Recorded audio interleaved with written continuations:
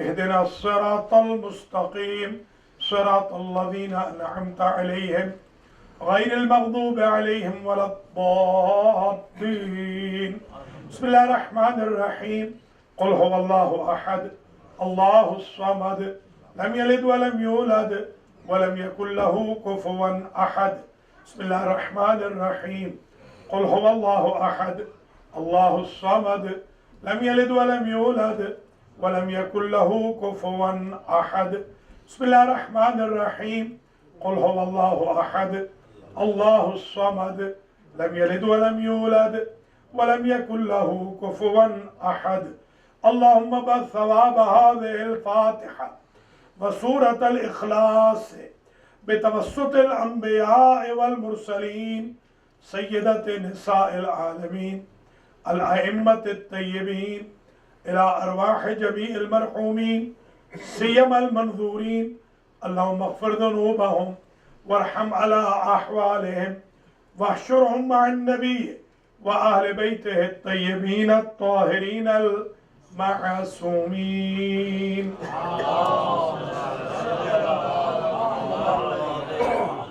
أعوذ بالله من الشيطان الرجيم. بسم الله الرحمن الرحيم. الحمد لله رب العالمين الرحمن الرحيم بارئ الخلائق أجمعين والعاقبة لأهل التقوى واليقين. الصلاة والسلام على سيد الأنبياء والمرسلين سيدة نساء العالمين والأئمة الطيبين الطاهرين المعصومين المنتجبين الذين أذهب الله عنهم الرجس وطهرهم تطهيرا.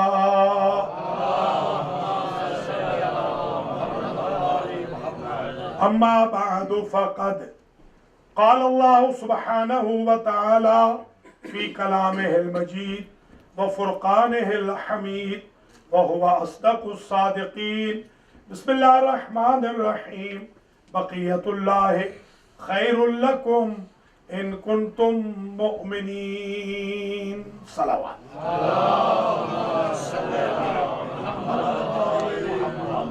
قابل قدر جناب مولانا رائے ظفر علی صاحب قبلہ، ذاکرین حسین، شعراء اہل بیت، سادات کرام، مومنین و مومنات، علی احمد رضوی صاحب اور ان کی فیملی کی طرف سے منعقدہ آج کی مجلس عزا جو المادی سینٹر بروکلن نیو یارک میں ہو رہی ہے، اس کا عنوان سخن قرار دیا ہے امتیازات امام زمانہ. آج ہم تقریباً 40 منٹ کی گفتگو اس عنوان پہ کریں گے. وہ امتیازات گنوائیں گے، وہ خصوصیات شمار کریں گے جو نرجس کے لال کے ساتھ مختص و مخصوص ہے. ان میں کوئی نبی شریک نہیں، کوئی امام شریک نہیں. یہ وہ ہیں جو صرف امام زمانہ کے ساتھ مخصوص ہیں. ان میں سے سب سے پہلی خصوصیت، کائنات میں صفی اللہ گزرے ہیں، نجی اللہ گزرے ہیں، خلیل اللہ گزرے ہیں، کلیم اللہ گزرے ہیں، روح اللہ گزرے ہیں، حبیب اللہ گزرے ہیں، ولی اللہ گزرے ہیں. بقیت اللہ سوائے امام زمانہ کے کوئی نہیں. بقیت اللہ صرف یہی. اب بقیہ ہوتا کیا ہے؟ آپ اگر اخبار دیکھیں اور اس میں آپ کے لیے کوئی بہت ہی سرپرائزنگ نیوز ہو اور باقی جو ڈیٹیل ہے وہ بقیہ میں لکھ دی جائے، آپ جہاز میں بیٹھ جائیں تو ذہن پہ وہ اخبار سوار رہے گا، آپ ٹرین میں بیٹھ جائیں تو ذہن پہ وہ بقیہ سوار رہے گا. اس وقت تک آپ کو تشفی نہیں ہوگی جب تک آپ بقیہ پڑھ نہ لیں. آپ سمجھنے کی کوشش کیجئے گا، وہ اقوام آج تک کنفیوز ہیں جنہوں نے بقیت اللہ کو نہیں پڑھا ہے. جو بقیت اللہ کو پڑھ چکے ہیں نہ وہ عبادت میں کنفیوز ہے نہ معاشرت میں کنفیوز ہے. دوسرا امتیاز امام زمانہ علیہ السلام کا یہ ہے، کسی امام نے شکم مادر میں سورۃ القدر، آیت الکرسی، سورۃ الاخلاص اور سورۃ یاسین نہیں پڑھی. یہ صرف امام زمانہ ہی کی خصوصیت ہے. یہ چار چیزیں حکیمہ خاتون کی روایت ہے کہ شکم مادر میں بچہ، نرجس خاتون کے شکم میں بچہ آیت الکرسی کی تلاوت کرتا ہے، سورہ یاسین کی تلاوت کرتا ہے، سورۃ القدر کی تلاوت کرتا ہے، سورہ اخلاص کی تلاوت کرتا ہے۔ اس بات کو میں نہ سمجھ سکا کہ آخری نے شکم مادر میں قرآن کیوں پڑھا۔ شاید یہی بتانا مقصود تھا کہ اب امامت ہو رہی ہے ختم، دنیا کو ہے ڈاؤٹ کہ رسول مرسل کو، رسول اعظم کو قرآن کا علم تھا کہ نہیں۔ ہم یہ بتا دیں جب اس سسٹم کا 14واں شکم مادر میں عالم قرآن ہے تو اس سسٹم کا پہلا جاہل قرآن کیسے ہوگا؟ ذرا بولتے جائیں تو میں آگے تصریح کروں۔ خستگی تو آپ کو ہے مگر ذرا نعرے لگاتے جائیں تو میں تصریح آگے کرتا جاؤں۔ نعرہ تکبیر، نعرہ رسالت، نعرہ حیدری۔ یہ دو امتیاز۔ تیسرا امتیاز، اللہ نے کسی معصوم کے کندھے پر نہیں لکھا جاء الحق وزهق الباطل ان الباطل کان زہوقا۔ یہ صرف حجت ابن الحسن کے دائیں کندھے پہ لکھا ہے۔ آدم سے لے کر عسکری تک کسی معصوم کو یہ اعزاز نہیں ملا کہ دائیں کندھے پہ لکھا ہو جاء الحق وزهق الباطل، بلکہ جب حضور پیدا ہوئے تھے تو جبریل نے کہا تھا، جب علی پیدا ہوئے تھے جبریل نے کہا تھا جاء الحق وزهق الباطل، جب علی آئے تھے اللہ نے کہا تھا قل جاء الحق وزهق الباطل ان الباطل کان زہوقا۔ حضور سے اللہ کہے کہ علی کے آنے پر آپ یہ آیت پڑھیں، اور علی کے آنے پر جبریل زمین و آسمان کے درمیان یہ آیت پڑھے کہ حق آ گیا، باطل چلا گیا، اور باطل تو تھا ہی بھاگنے والا مگر لکھا گیا ہے صرف امام مہدی کے کندھے پر۔ تو ایک بات سمجھانی ہے، جو چیز محمد و علی کے دور میں تھیوری شمار ہوتی تھی وہ مہدی کے دور میں پریکٹیکل شمار ہوتا ہے۔ تو بقیت اللہ خیر لکم، یہ ایک امتیاز آ گیا حجت ابن الحسن العسکری کا، 4 چیزیں شکم مادر میں پڑھنا۔ دوسرا امتیاز آ گیا، تیسرا امتیاز دائیں کندھے پر جاء الحق کا لکھا ہوا ہونا۔ اچھا، اب یہ قرآن آپ اپنے بدن پر لکھوا نہیں سکتے، یہ حرام ہے، حالانکہ مبارک ہے، قرآن تو متبرک ہے۔ کیا حرج ہے کہ ہم قرآن کو لکھوا لیں، اپنے سینے پہ ہم لکھوا لیں؟ ہم نہیں لکھوا سکتے، کوئی امتی کوئی بھی وداؤٹ اینی ایگزمپشن اپنے سینے پہ، پشت پہ، کندھے پہ قرآن نہیں لکھوا سکتا۔ اور امام مہدی نے خود نہیں لکھوایا، اللہ نے قلم قدرت سے لکھا ہے۔ ہم اس لیے نہیں لکھوا سکتے کہ ہم پہ ایسی حالتیں طاری ہوتی ہیں کہ جن میں ہم ناپاک ہو جاتے ہیں۔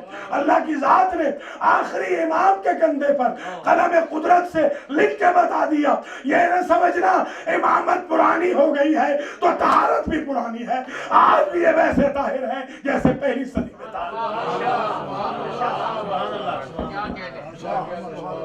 اس لیے قلم قدرت سے اللہ کی ذات نے تحریر فرمایا۔ اور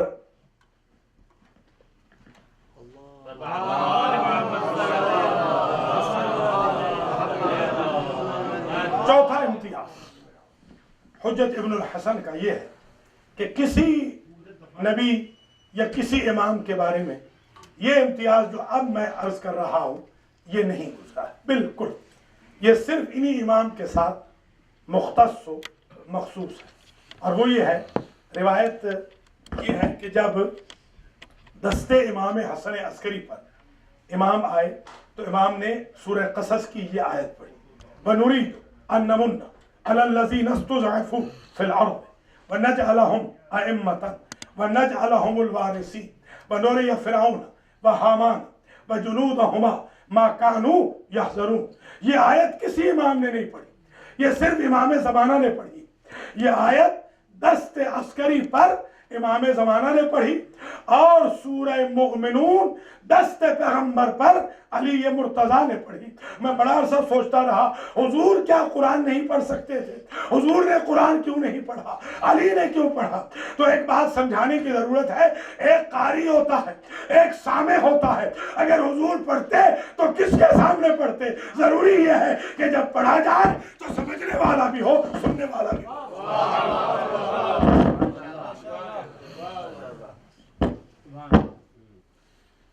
इमाम हुज्जत इब्न अल-हसन अल-अस्करी सलामुल्लाह अलैह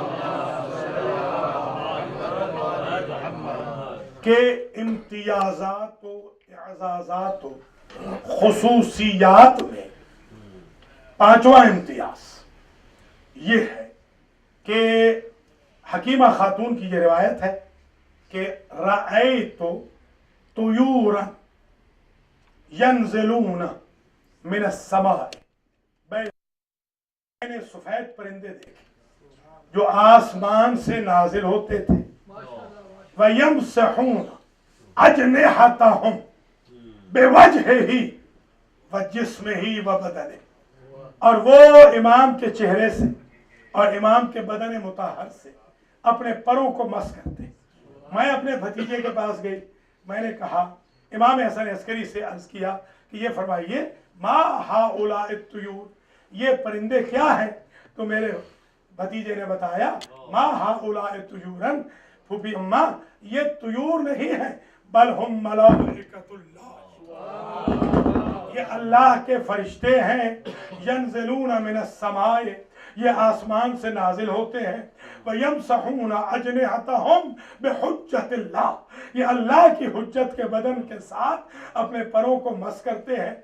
इन परिंदों में, इन फरिश्तों में कोई भी मरीज नहीं है, किसी के पर जले हुए नहीं, किसी के पर कटे हुए नहीं। फरिश्ते हुसैन के बदन से भी टच करते हैं, बशर्ते कि उनके पर जले हो या कटे हो। हुज्जत इब्नुल हसन का एजाज ये है कि तंदुरुस्त फरिश्ते हैं, ये अपने परों को इमाम के बदन से टच करके बता रहे हैं कि दुनिया ये न समझे हम बीमार हो तब मोहताज इमाम होते हैं, हम तंदुरुस्त हो तब भी हुज्जत के मोहताज होते हैं।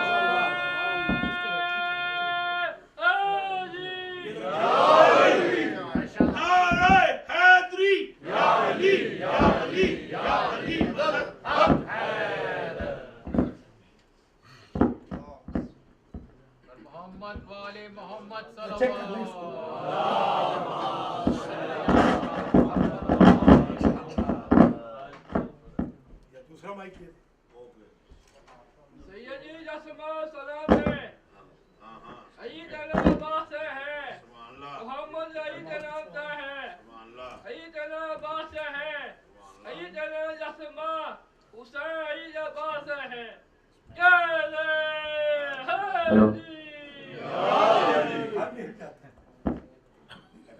नारे तकबीर, नारे रिसालत, नारे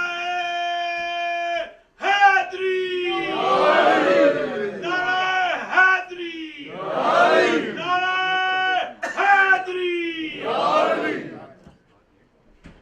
तो इमाम ज़माना अलैहिस्सलाम के जो इम्तियाज़ात हैं, उन इम्तियाज़ात में एक इम्तियाज़ ये है जो अब मैं छठा इम्तियाज़ आपकी खिदमत में अर्ज करने लगा हूँ कि किसी भी नबी या इमाम को जिब्रील अपने परों पर बिठाकर अर्श पे नहीं ले गए। और हमारे 12वें इमाम का एजाज ये है कि एक दिन नहीं 40 दिन मुसलसल हर रोज जिब्रील अपने परों पे बिठाते हैं, अर्श पे ले जाते हैं। इनके जद की एक मेराज पे जिन्हें एतराज था, इन्होंने बचपन में 40 करके दिखा दिया कि जाते भी हैं और वहां से आते भी हैं। और अजीब बात यह है कि इन इमाम ज़माना अलैहिस्सलाम के इम्तियाज़ात व एजाज़ात में सातवां इम्तियाज ये है कि काबा को ये लक़ब नहीं मिला, नजफ को नहीं मिला, करबला को नहीं मिला, मशहद को नहीं मिला, یہ کاظمین کو نہیں ملا، بقی کو نہیں ملا، مدینے کو نہیں ملا، جو امام کی ولادت گاہ کو لقب ملا، اور وہ ہے سرہ من رآ، خوش ہو گیا جس نے امام زمانہ کا گھر دیکھ لیا۔ یہ اعزاز کسی کو نہیں ملا۔ یہ 7واں امتیاز ہے امام زمانہ علیہ السلام کا، اور اب 8واں امتیاز، اس پہ ذرا خاص توجہ کر لیں۔ انشاءاللہ یہ اس قابل ہوگا کہ آپ ریسرچ ورک کے طور پر آج اسے لے جائیں۔ جب ظہور ہوگا امام کا تو امام تشریف لائیں گے خانہ کعبہ کے پاس، اور وہاں پر سید حسنی آئے گا، سید حسنی، اور وہ مطالبے کرے گا۔ ذرا سن لیجیے مطالبے کیا ہوں گے۔ وہ کہے گا کہ اگر آپ واقعاً فرزند رسول ہیں تو رسول کا عصا دکھائیے، رسول کی عبا دکھائیے، رسول کا امامہ دکھائیے، رسول کی زرہ دکھائیے، رسول کی سواری دکھائیے،